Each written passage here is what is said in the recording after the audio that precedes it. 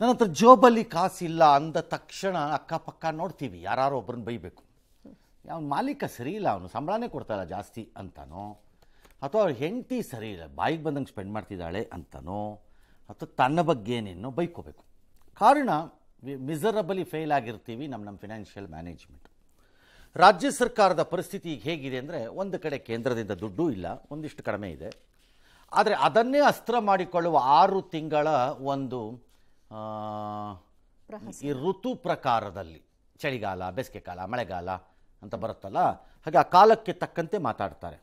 ಬರೀ ಮಾತು ಬೋಳೆ, public speech ಮಾಡಿಬಿಟ್ಟು ರಾಜಕಾರಣ ಮಾಡೋಕ್ಕಷ್ಟೇ ಇದು. ಇದರಿಂದ ಏನೂ ಆಗಲ್ಲ ಅಂತ ಅವ್ರಿಗೂ ಗೊತ್ತು, ನಮಗೂ ಗೊತ್ತು. ಇದು ಮತ್ತೆ ಅನುದಾನದ ಸಂಗ್ರಾಮ. ದಿಲ್ಲಿಗೆ ಹೋಗಿ ಶಾಮಿಯಾನ ಹಾಕ್ಕೊಂಡು ನನ್ನ ಹಕ್ಕು ನನ್ನ ತೆರಿಗೆ ಅಂತ ಬುರುಡೆ ಬಿಟ್ಟು ಬಂದಿದ್ದಾಯಿತು.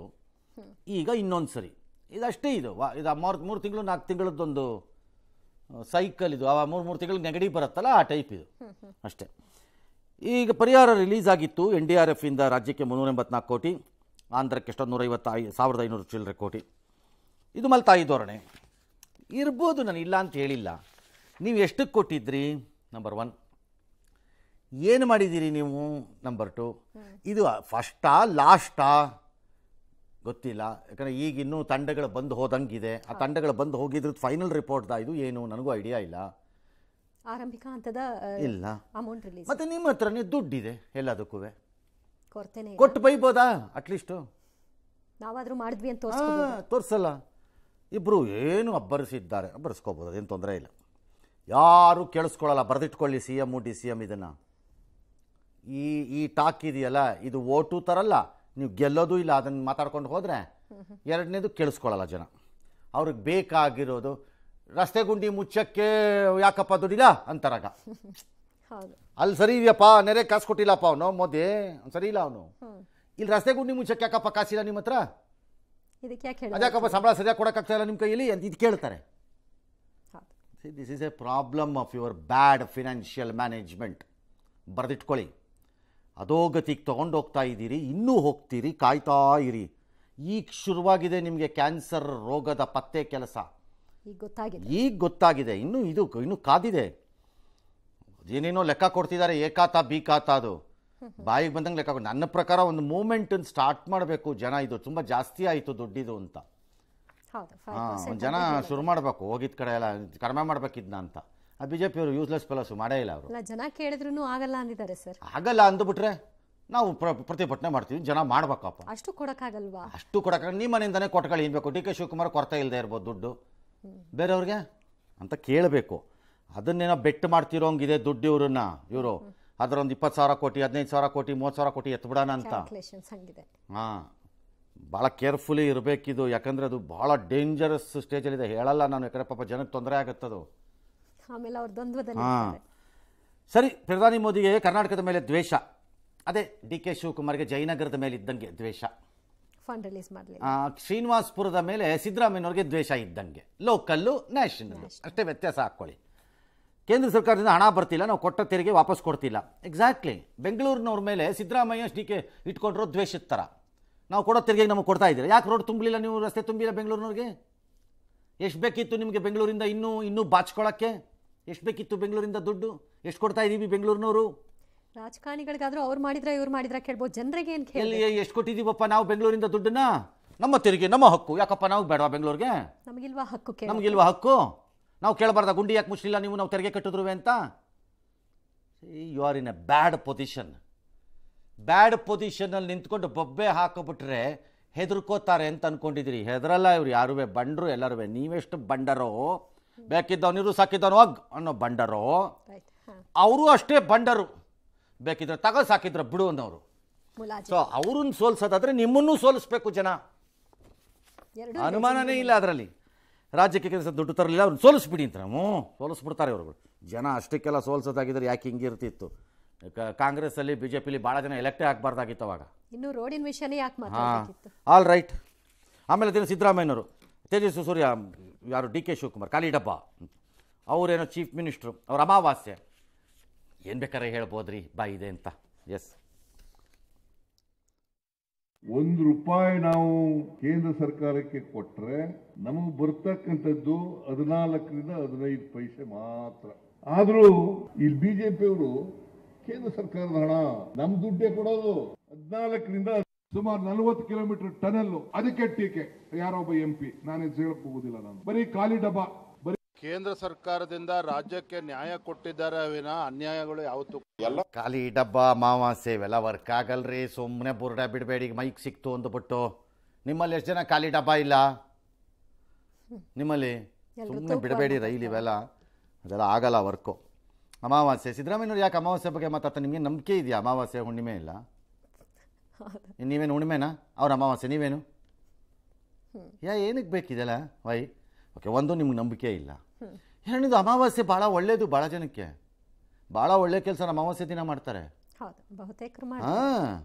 ಆಮೇಲೆ ನೀವು ಹೇಳ್ತೀರಲ್ಲ ತಳಮಟ್ಟದ ಜನ ಅಂತ ಹೇಳ್ತೀರಲ್ಲ ನೀವು ಭಾಷೆ, ತಳಮಟ್ಟದ ಜನರಲ್ಲಿ ಅಮಾವಾಸ್ಯೆಗೆ ಸಂಬಂಧಿತ ದೇವರುಗಳೇ ತುಂಬ ಇವೆ, ಅದನ್ನೇ ಆರಾಧಿಸ್ತಾರೆ. ಏನ್ರಿ ಹಿಂಗೆ ಮಾತಾಡ್ತಿದ್ದೀರಿ ನೀವು? ಅವ್ರನ್ನೇ ಕಡೆಗಣಿಸ್ತಾ ಸರಿ ಇಲ್ಲ ಇದು. ಎಸ್, ಇವ್ರನ್ನ ಕೇಳಿದ್ರೆ ದ್ವೇಷ ಸಾಧಿಸ್ತಾ ಇದಾರೆ ಅಂತಾರೆ, ಬಿಜೆಪಿ ಅವ್ರನ್ನ ಕೇಳಿದ್ರೆ ಅವ್ರು ಪಟ್ಟಿನೇ ಕೊಟ್ಟಿಲ್ಲ. ಇಬ್ಬರದು ಇಷ್ಟೇ ಕತೆ.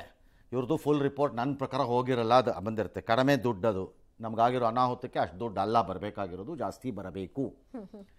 ಇದನ್ನ ಹಾದಿ ಬೀದಿನಲ್ಲಿ ಫುಟ್ಪಾತಲ್ಲಿ ಯಾಕೆ ತಗ್ಗಿ ಬಗ್ಗಿ ನಡೆಯೋದು ಕಲ್ತಿದ್ದಿದ್ರೆ ಆಗ್ತಿತ್ತಲ್ಲಪ್ಪ. ತಗ್ಗಿ ಬಗ್ಗಿ ನಡೆದಿಲ್ಲ, ನೀವು ಕೆಲಸ ಆಗಲ್ಲ, ಆಗಿಲ್ಲ ಅಷ್ಟೇ. ತಗ್ಗಿ ಬಗ್ಗಿ ನಡೆದಿರಲ್ಲ, ಅವ್ರಿಗೆ ಹೇಳೋವಾಗ ಚೆನ್ನಾಗಿ. ಜಯನಗರ ಕೇಳೋವಾಗ ಚೆನ್ನಾಗಿತ್ತಾ?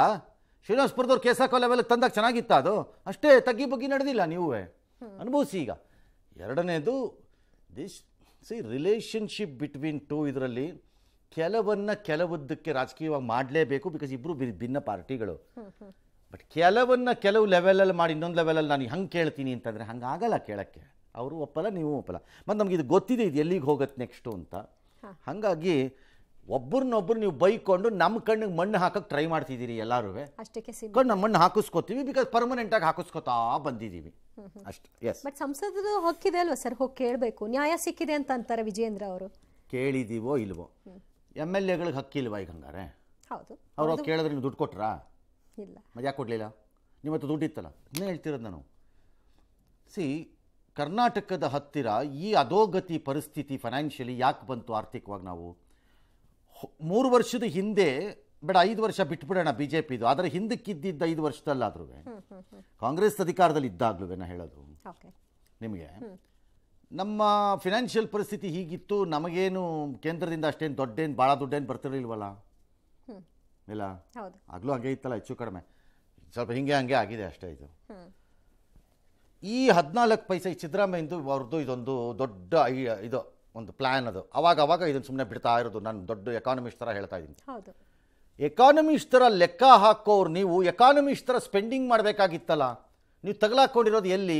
ಗ್ಯಾರಂಟಿ ದುಡ್ಡಲ್ಲಿ ತಗಲಾಕೊಂಡಿದ್ದೀರಿ, ಖರ್ಚು ಹೆಚ್ಚು. ತಗಲಾಕೊಂಡಿದ್ದೀರಿ, ಕೂತ್ಕೊಂಡಿದ್ದೀರಿ. ಅದಿದ್ದಿದ್ರೆ lot of things would have manage ಆಗ್ತಿತ್ತು.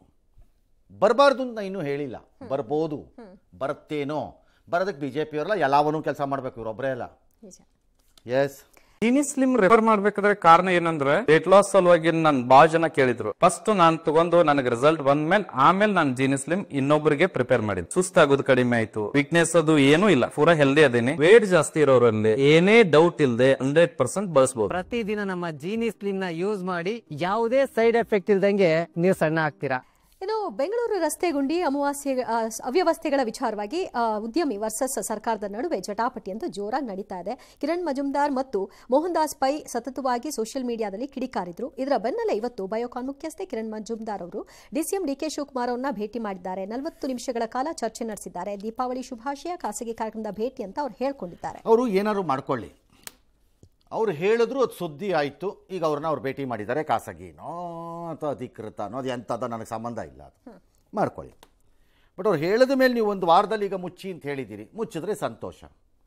ಬಟ್ ಕಿರಣ್ ಮಜುಮ್ದಾರ್ ಶಾ ಒಬ್ಬರದ್ದೇ ಅಲ್ಲ ಇದು ಸಮಸ್ಯೆ. ಮಾತಾಡದೇ ಇರೋ ಮಜುಮ್ದಾರ್ ಶಾಗಳು ಈ ಊರಲ್ಲಿ ಭಾಳ ಜನ ಇದ್ದಾರೆ. ಹೌದು, ತುಂಬಾ ಜನ ಕೇಳಬೇಕಾಗಿದೆ, ಕೇಳ್ತಾ ಇಲ್ಲ. ಜನ ನಿಮಗೆ ಕಂಡಲ್ಲಿ ಶಾಪ ಹಾಕ್ತಿದ್ದಾರೆ, ಜ್ಞಾಪಕ ಇಟ್ಕೊಳ್ಳಿ. DK ಶಿವಕುಮಾರ್ ಸ್ವಲ್ಪ ಶಾಪದಲ್ಲಿ ನಂಬಿಕೆ ಇದೆ, ಸಿದ್ದರಾಮಯ್ಯವ್ರಿಗೆ ಇಲ್ವಲ್ಲ. ಹೌದು. ಹಾಂ, ಅವರು ಸುಮ್ಮನೆ ಅವ್ರು ಹೇಳ್ತಾರೆ ಅಷ್ಟೇ, ನಾನು ಹಿಂದೂ ಅಂತ, ನಾನು ಪೂಜಿಸ್ತೀನಿ ಅಷ್ಟೇ ಅನ್ನೋದೆಲ್ಲ ಅಲ್ಲ, ಸುಳ್ಳು. ಅದೇನಿಲ್ಲ ಅವ್ರಿಗೆ. ಹಾಗಾಗಿ ಶಾಪ ಆಗ್ತಿದ್ದಾರೆ ನಿಮಗೆ. ಈಗೆಲ್ಲೆಲ್ಲೋ ಅಲ್ಲೊಂದು ಇಲ್ಲೊಂದು ಮುಚ್ಚಕ್ಕೆ ಸ್ಟಾರ್ಟ್ ಆಗಿದೆ, ವರ್ಕು ಕಾಣುತ್ತೆ, ಅಲ್ಲಲ್ಲಿ ಮುಚ್ತಿದ್ದಾರೆ. ಹೌದು. ಅದು ಹೆಂಗೆ ಮುಚ್ತಿದ್ದಾರೆ ಅಂತಂದ್ರೆ ಆ ಕೋಪದಲ್ಲಿ ಮುಚ್ತಿದಾರೋ ಏನೋ, ಅದಕ್ಕೊಂದು ಬೇಸಿಕ್ ಸೈನ್ಸ್ ಇಲ್ಲ ಮುಚ್ತಾ ಇರೋದಕ್ಕೆ.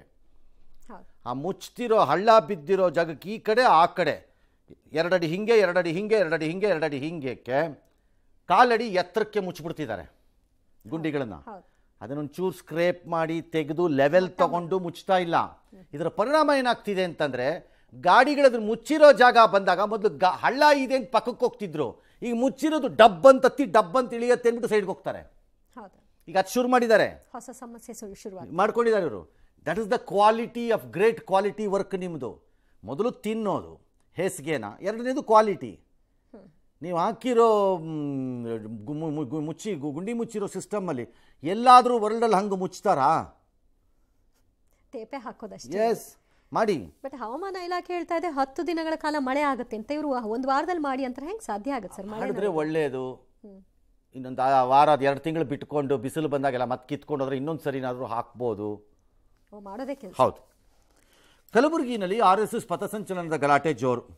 ಅಲ್ಲಿ 19ನೇ ತಾರೀಕು ಆಗಬೇಕಾಗಿತ್ತು, ಈಗ ಅದಕ್ಕೇನೋ ಆಗಿಲ್ವಂತೆ. ಈಗ ಅವ್ರು ಮತ್ತೆ ಅಪ್ಲಿಕೇಶನ್ ಕೊಟ್ಟಿದ್ದಾರೆ DC ಆಫೀಸ್ಗೋ ಎಲ್ಲಿಗೋ, ನಾವು ಮತ್ತೆ ಮಾಡ್ತೀವಿ 2ನೇ ತಾರೀಕು ನವೆಂಬರು ಅಂತ. ಅದಕ್ಕೇನು ಕಂಡೀಷನ್ ಹಾಕ್ತೀರಿ, ಹಾಕ್ಕೊಳ್ಳಿ ಈಗ ಅಂತಂದಿದ್ದಾರೆ. ಈಗೇನಾಗುತ್ತೋ ಗೊತ್ತಿಲ್ಲ, ಮುಂದಕ್ಕೆ ನೋಡೋಣ ಅಂತ ನೋಡಬೇಕು, ಮುಂದೆ ಏನಾಗುತ್ತೋ ಏನೋ ಆಗತ್ತೆ, ನಿಲ್ಸೋಕ್ಕಾಗಲ್ಲ ಇವ್ರ ಕೈಯಲ್ಲಿ. ಕರ್ನಾಟಕ ಸರ್ಕಾರಕ್ಕೆ ಇದೊಂದು ಜ್ಞಾನ ಕರ್ನಾಟಕ ಸರ್ಕಾರಕ್ಕಿಂತ ಪ್ರಿಯಾಂಕ ಖರ್ಗೆಗೆ ಇದೊಂದು ಜ್ಞಾನ ಇರಬೇಕಿತ್ತು. ಇದು ತಡೆಯೋ ಅವಶ್ಯಕತೆ ಏನಿತ್ತು ಅನ್ನೋದು. ಏನಕ್ಕೆ ತಡೆದೇನು ಮಾಡ್ತೀರಿ? ಓಕೆ, ಈಗ ಯಾರೋ PDO ಸಸ್ಪೆಂಡ್ ಮಾಡಿದ್ದೀರಿ, RSS ಎಲ್ಲಿದೆ ತೋರಿಸ್, ನನಗೆ ಯಾರು ಒಬ್ಬರು ತೋರಿಸ್ರಪ್ಪ.